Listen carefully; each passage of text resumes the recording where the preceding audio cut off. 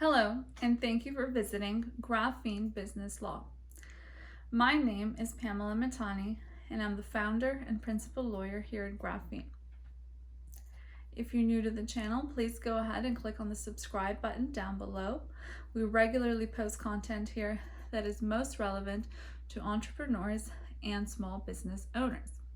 We do have a few other series, including a student series, and as regards this video, a case series or a case summary series.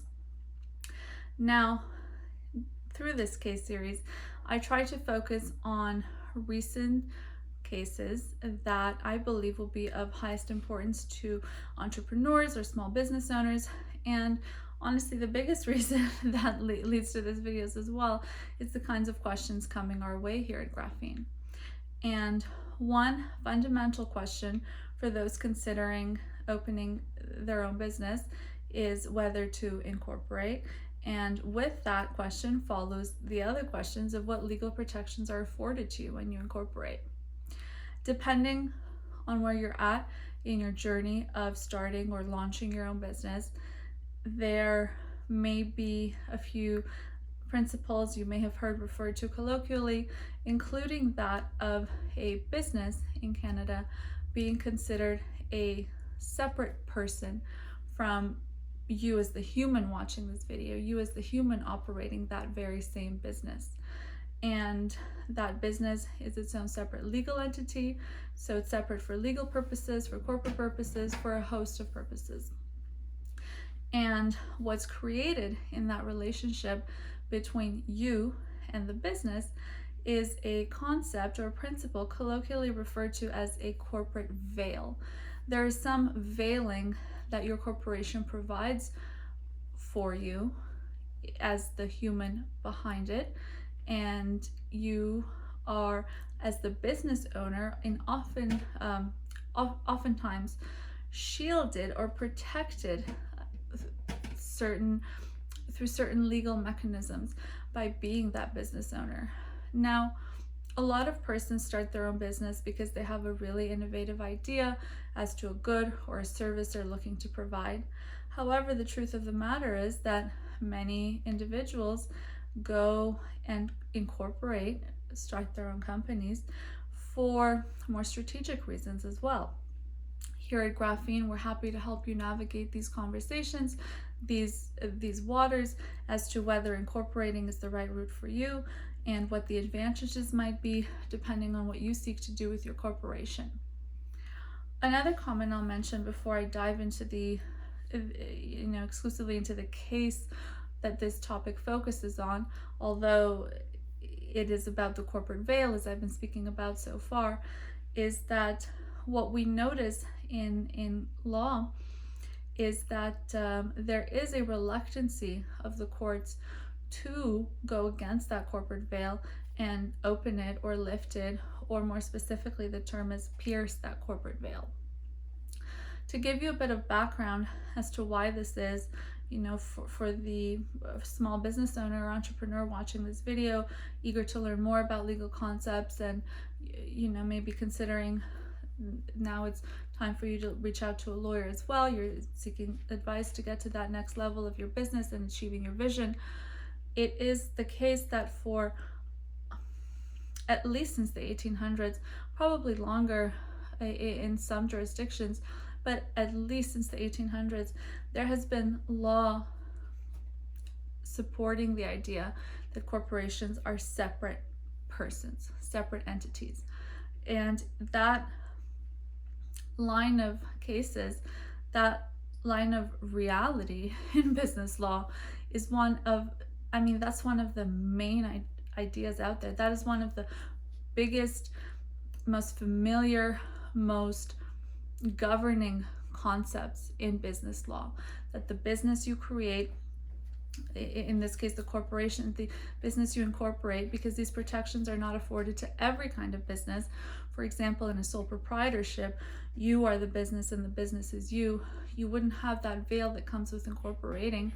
However, for those that incorporate, it is a really long-standing principle that they'll be afforded certain protections.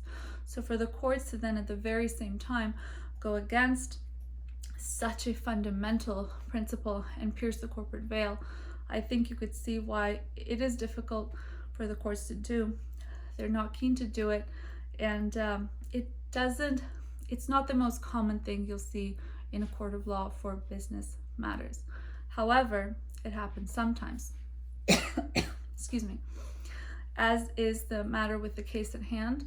And by way of disclaimer, I'll mention before even delving into the case that this case that I'm talking about, although Graphene is located in Ontario, this case is an Alberta case.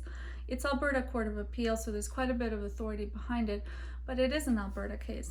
However, why I mention it is because that concept of piercing the corporate veil, there's always something to learn from other provinces and other cases coming out with this topic, and we never know how the cases influence each other interprovincially as well.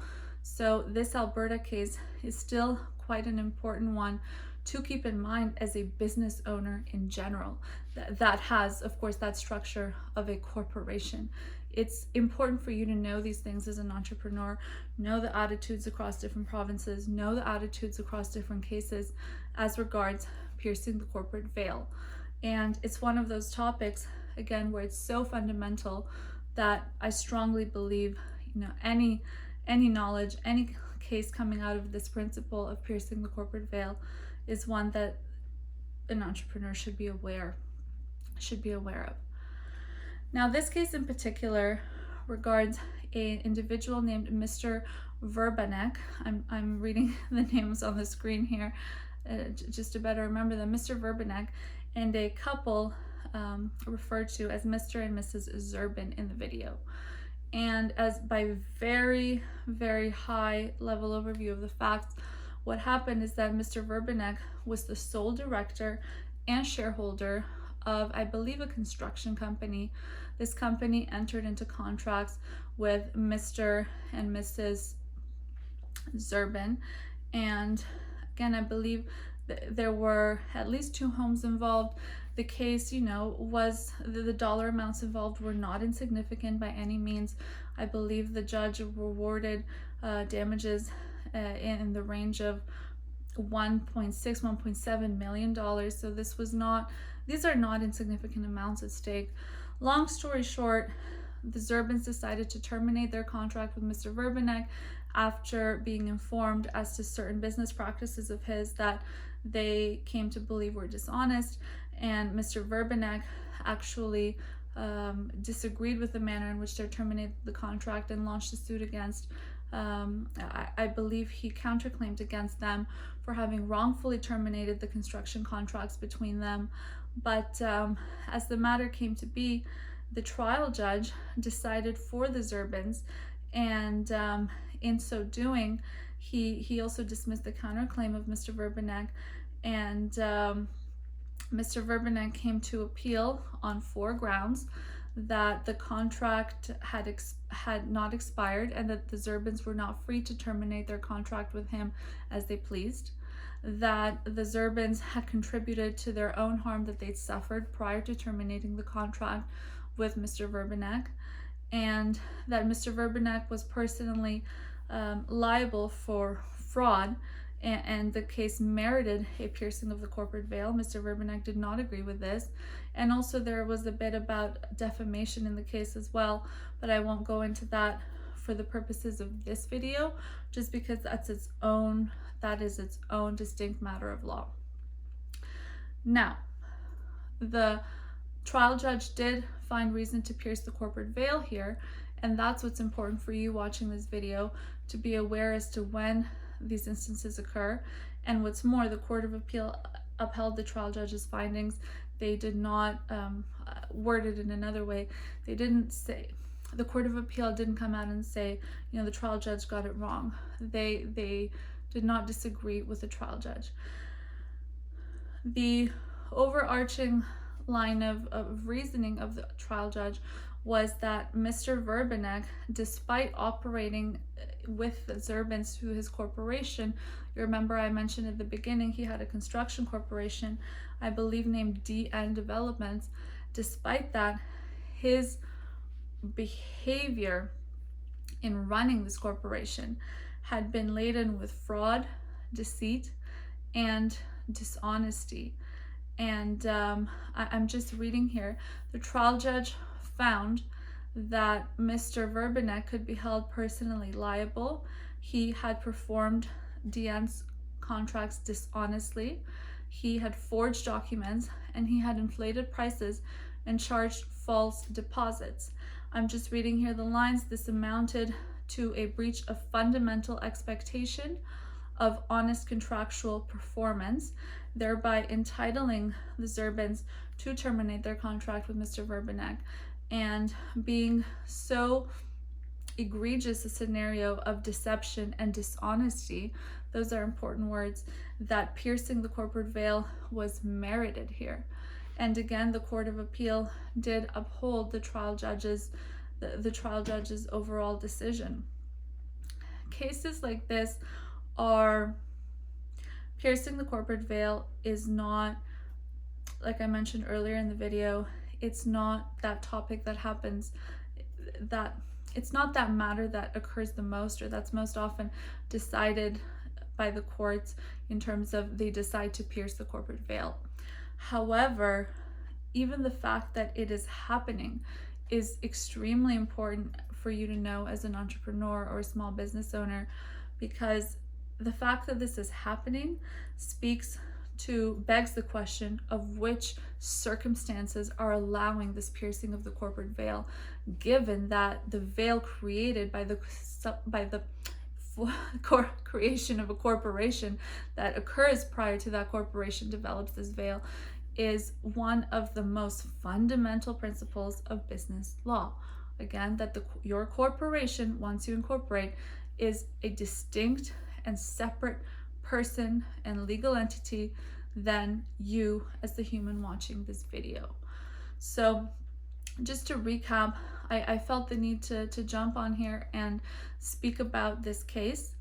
It affirms, of course, the reality that the corporate veil can be pierced in Canada. This is not something that is not known to us, but it mentions, specifically the words of deception and dishonesty, and conducting business in a way that does not allow honest contractual performance. This is important for you to know for many reasons. On some of the reasons, I'll let you fill the gaps in on your own. But at the very least, you want to be protecting yourself and making sure you're not conducting yourself in a manner that is dishonest and so egregious as to inhibit honest performance of your contracts. But also, if you're a business owner, chances are you're dealing with other business owners, with other vendors, you are contracting with other parties, whether it's for a reason that's inherent to the survival of your business, or whether, as in this case, it could be a contractor, right? It could be that one-time thing that you need, but the person you reach out to happens to be a ill-intentioned person. So you should know as well when you can pierce someone else's corporate veil, or what would allow you, if you've had dealings, business to business dealings with another party, that you feel something hasn't been right about them. Maybe it's a scenario that sounds similar to the case of Mr. Vrbanek and the Zerbins. I'll close this video there.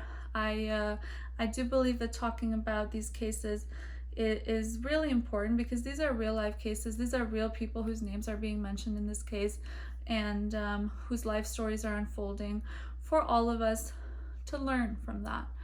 And insofar as the learning is involved, I hope this video has been helpful in the bigger picture introduction to the concept of the corporate veil, mentioning that it's not the favorite game for the courts to play. However, there are circumstances where piercing that veil is required, and that's something you should at the very least be aware of as an entrepreneur and a business owner that's operating in the format of a corporation, that's operating your business as a corporation. Thank you for watching this video, and go ahead, feel free to subscribe and like the video. And as always, you can reach out to us on our website, graphenebusinesslaw.ca, and of course email us anytime, info@graphenebusinesslaw.ca. We are here to help with your corporate, business, legal inquiries. Thank you for watching.